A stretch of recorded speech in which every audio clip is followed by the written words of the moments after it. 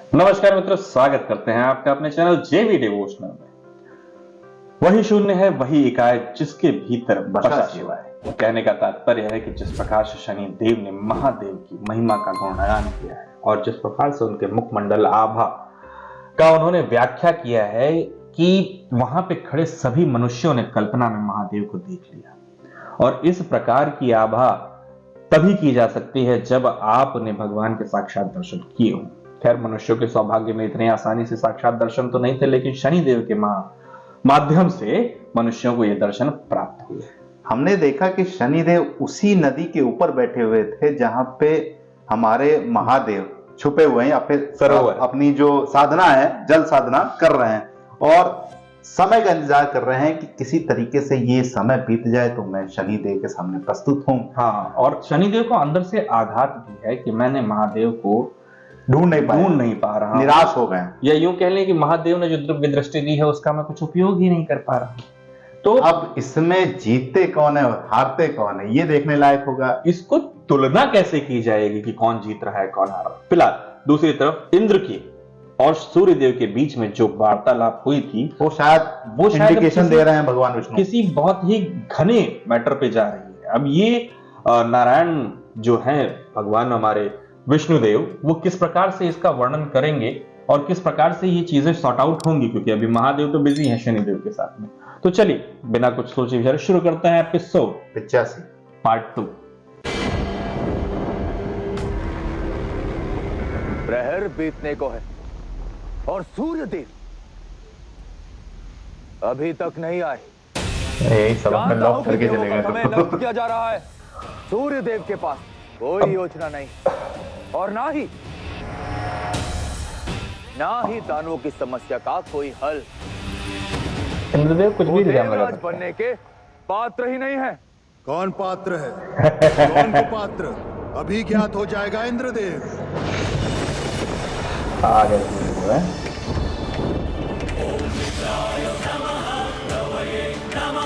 Background देखिए।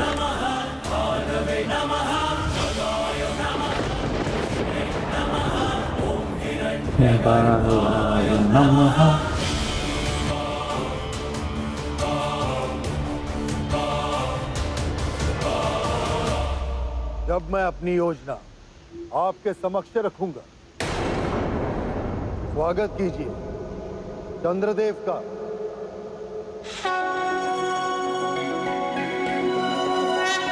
Golden और silver.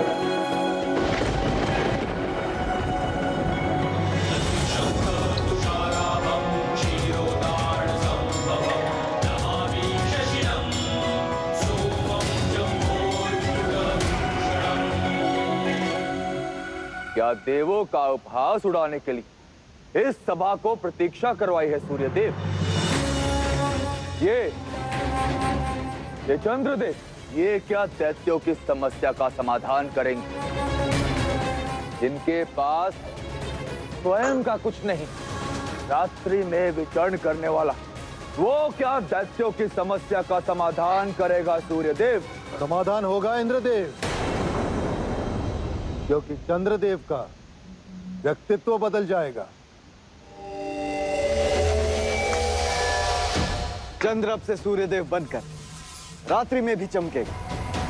शीतल, दिव्य, अलौकिक। सूर्यदेव अपने तेज का अंश मुझे देंगे और मैं रात्रि में उनका प्रतिबिंब बनकर प्रकाशित हो जाऊंगा। ये कैसे संभव? कदाचित कहने मात्र से इंद्रदेव को समझ में नहीं आएगा, हमें साक्षात इन्हें दिखाना होगा। प्रैक्टिकल दिखाते हैं।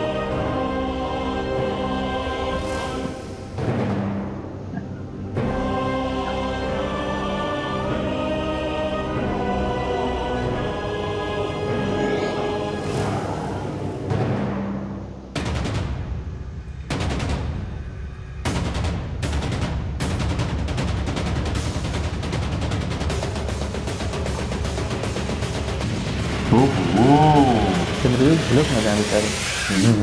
अच्छा, इनके पास शीतलता है। शीतलता है ना उनके पास। अद्भुत है यार, लेकिन पकड़ा प्रेजेंटेशन बढ़िया। अच्छा अच्छा लग रहा है, बहुत अद्भुत लग रहा है। सेंटर से सूर्य की ऊर्जा निकल रही है, वो पीछे से सीता रोक रहे हैं। है।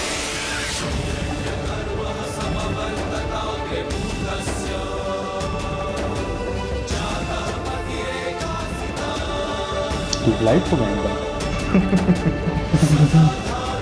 नहीं?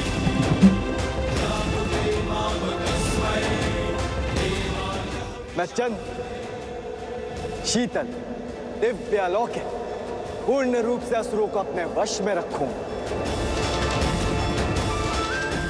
असुर रात्रिचर होते, रात्रि में उनकी शक्तियां बढ़ जाती, क्योंकि सूर्य देव का प्रकाश नहीं होता। परंतु अब रात्रि में भी प्रकाश होगा और असुरों का नाश होगा। अरे इसके तो अपने साइड इफेक्ट ही है।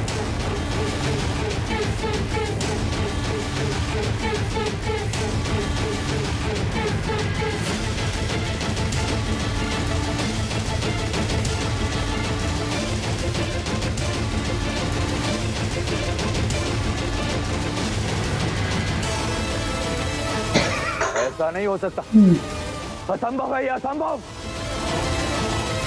ये भी क्या देखा?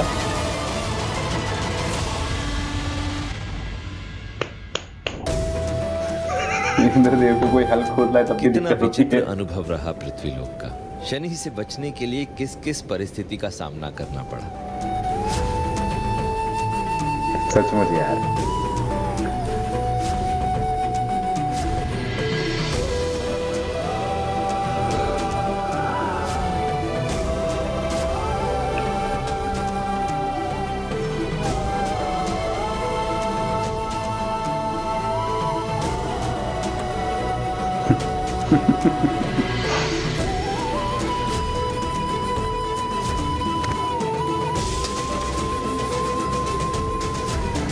चोट भी लगी।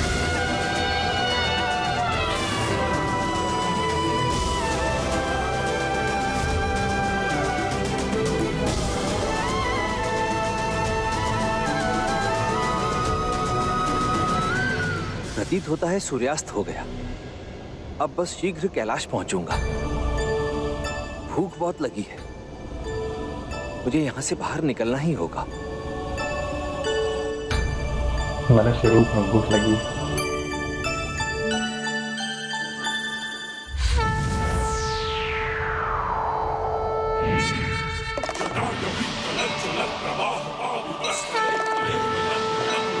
हर हर महादेव, जय श्री शंभू।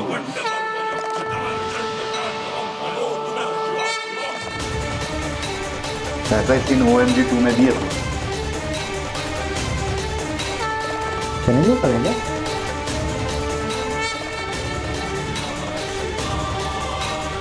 ओम नमः शिवाय।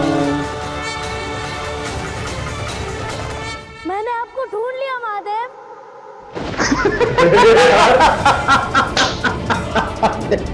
यही बैठे थे, बता रहे थे। भूख में फंसवा दिया यार।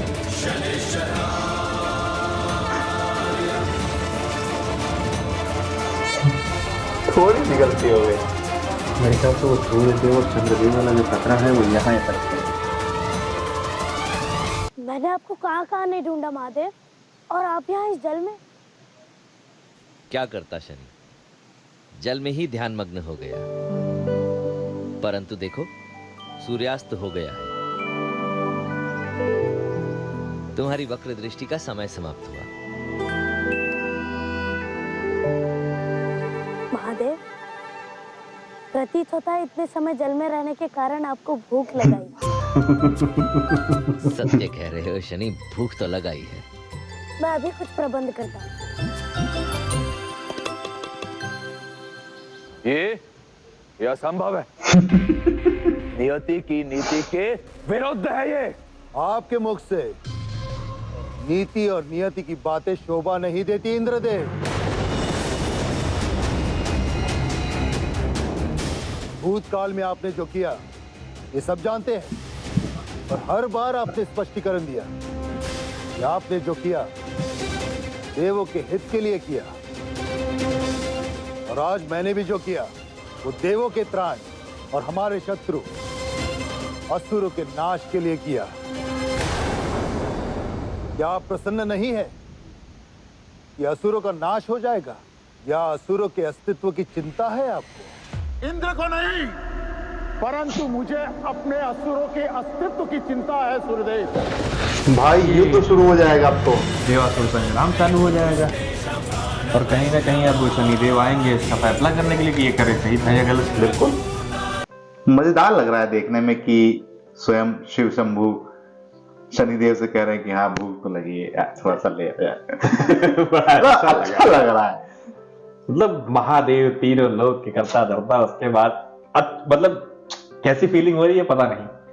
अच्छा, जिस प्रकार का प्रकरण हम लोगों ने देखा कि जिस प्रकार से सूर्यदेव ने अपनी कुछ ऊर्जा चंद्रदेव को दे दी, और चंद्रदेव ने उसको शीतल प्रकाश में परिवर्तित कर दिया। यानी यूं कहा जाए कि जो जीव या असुर रात्रि चढ़ते हैं, अब उनको रात्रि में भी प्रकाश मिलेगा।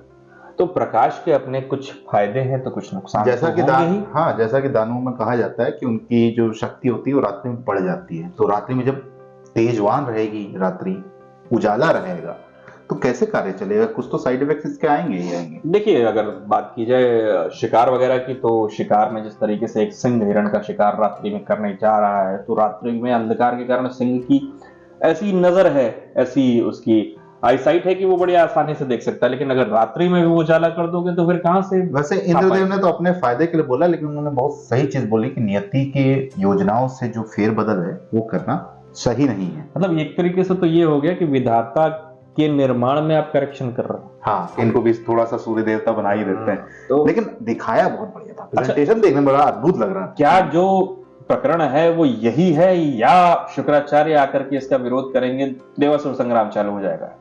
कैसे होगा ये तो पता चलेगा अगले एपिसोड में। फिलहाल करते हैं इसको समाप्त, मिलते हैं नए के साथ, तब तक के लिए राधे राधे।